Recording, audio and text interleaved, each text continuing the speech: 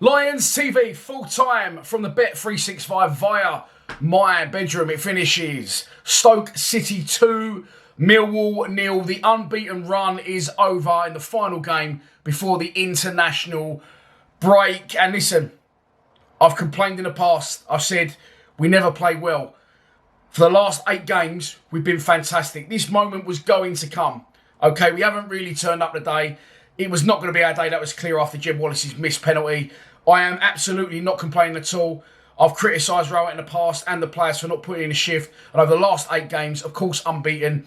6 wins in those 8 and no goals conceded in our last 5.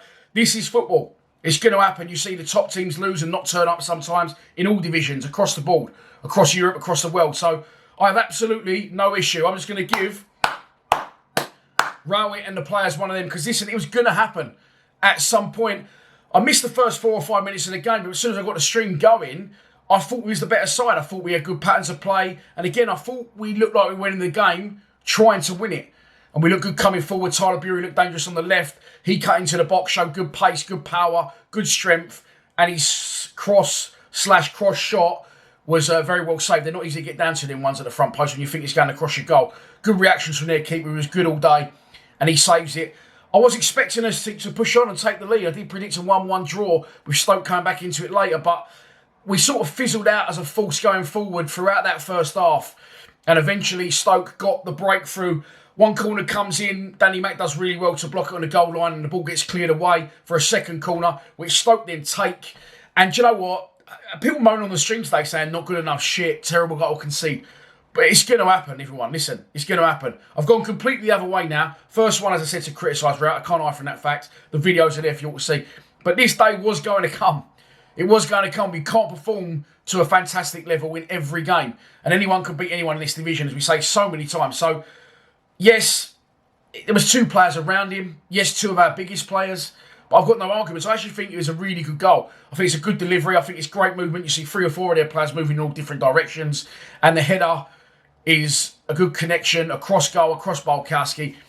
And it's 1-0. And then, after that, people saying to me in the stream, what's he need to change? What's he need to change? And I said, well, nothing really. I don't think it's been too bad. We started better. They took the lead. They've been better since they took the lead. Second half for us is usually a different story. But Stoke did dominate the second half, in my opinion, to a point of Jed Wallace's penalty. They popped the ball quite well. I thought they had good movement. They didn't look like a side that haven't won a game in the last 9.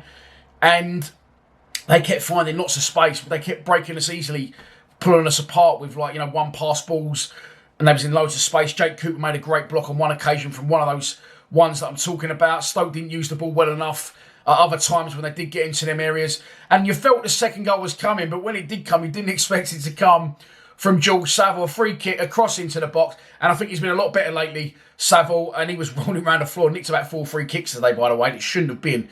To be fair, their players were rolling around the floor all day. I'm not taking anything away from Stoke. If you're watching, you're a Stoke fan, you think I'm being spawny. I'm not. You deserve to win the game, and all credit to you. But that was almost time wasting the points, I felt, when it's 1-0 up, rolling around the floor and delaying taking throw-ons. But back to Saville, it's a fantastic header. It's just at the wrong end. And he's been really good for me lately, Saville. He's improved. I was buzzing when he came back to the club. I was absolutely over the moon about that, actually. But then he didn't really perform to a level I wanted him to. I think he struck up a really good partnership with Billy Mitchell in that midfield. And they're looking like they cemented their place as that too. Played really well in the week, didn't he, against Huddersfield. But today, he's had a little bit of a stinker there with that header.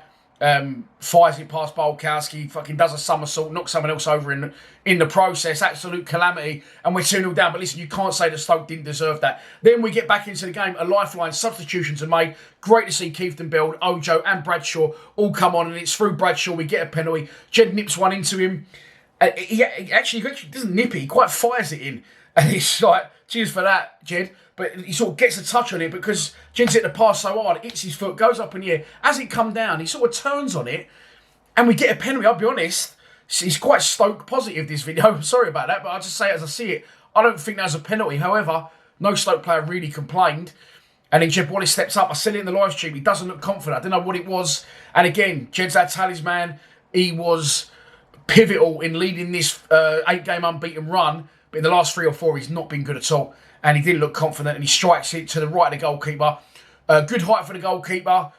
quite central, not right in the corner, but if you see where it catches their goalkeeper's arm and his forearm there, it's a really good save, and he gets a little bit of luck. It sort of piddles along the line, doesn't it? Is that a word? Trickles along the line. Jed can't get in there quick enough, or Keith-Bell sort of steer it back round into the goal, and then you think that's game over. Then Jed Wallace gets a free kick.